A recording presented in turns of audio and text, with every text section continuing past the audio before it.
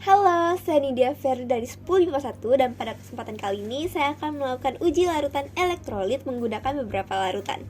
Nah, sebelum masuk ke proses pengujiannya, kita lihat dulu yuk apa saja alat dan bahan yang kita perlukan dalam kegiatan ini.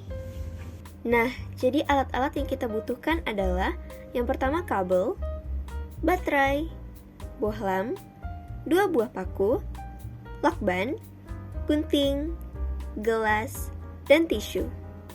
Selanjutnya, bahan-bahan yang kita perlukan adalah yang pertama ada air, larutan garam, larutan gula, larutan cuka, air isotonik, dan yang terakhir adalah larutan teh. Nah teman-teman, jangan lupa ya, pengaduk yang kita gunakan untuk mencampur larutannya harus sudah dibersihkan atau menggunakan pengaduk yang baru, agar larutan yang kita aduk tidak terkontaminasi dengan larutan yang kita aduk sebelumnya. Nah, sekarang kita masuk ke proses pembuatan rangkaiannya. Pertama, siapkan kabel-kabel yang akan digunakan dan gunting ujung-ujung kulit kabel untuk mendapatkan isi tembaganya.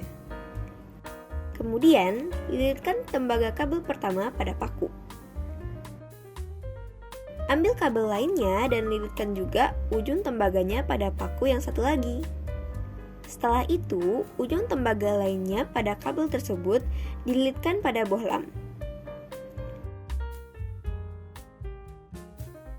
Kemudian, ujung tembaga pada kabel pertama ditempelkan pada baterai menggunakan lakban. Setelah rangkaian jadi, uji rangkaiannya dengan cara menyatukan baterai dengan bohlam dan satukan juga kedua paku tersebut. Setelah diuji, ternyata bohlam dapat menyala. Artinya, rangkaian yang kita buat sudah terpasang dengan benar dan dapat bekerja. Nah, teman-teman, sekarang saatnya kita masuk ke uji larutannya. Sebelum menguji larutan, sebaiknya kita pastikan dulu kalau rangkaiannya masih bekerja dengan baik. Nah, pertama-tama, saya ingin menguji air terlebih dahulu, dengan cara menyatukan bohlam dengan kabel dan masukkan kedua paku ke dalam air. Ingat ya, pakunya tidak boleh bersentuhan saat di dalam air. Hasilnya, tidak terdapat gelembung air dan lampu tidak menyala. Artinya, air ini merupakan larutan non-elektrolit. Selanjutnya, kita akan menguji larutan garam dengan cara yang sama.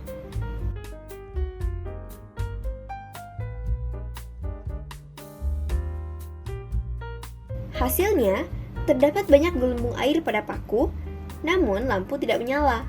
Secara teori, ini artinya adalah larutan elektrolit lemah. Namun, seharusnya air garam itu merupakan larutan elektrolit kuat, di mana lampunya akan menyala, karena dapat terionisasi dengan sempurna ketika dilarutkan ke dalam air. Letak kesalahan pada pengujian ini adalah karena paku yang digunakan sudah berkarat, sehingga mengurangi kemampuan paku dalam menghantarkan listrik. Oleh sebab itu, lampu tidak menyala. Sebelum menguji larutan selanjutnya, bersihkan dulu paku dengan air agar larutan selanjutnya tidak terkontaminasi dengan larutan yang kita uji sebelumnya. Nah, sekarang kita akan melakukan pengujian pada larutan gula.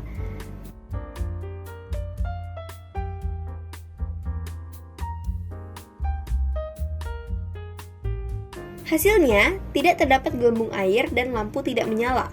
Artinya, air gula adalah larutan non-elektrolit.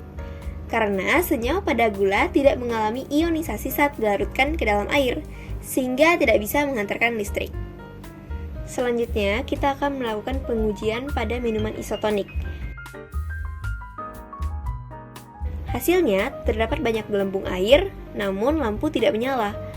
Minuman isotonik ini sendiri merupakan pengganti ion-ion tubuh dan termasuk larutan elektrolit lemah, karena hanya sebagian molekulnya yang terionisasi atau bisa dikatakan ionisasi tidak sempurna, sehingga hanya sedikit ion-ion yang dapat menghantarkan listrik.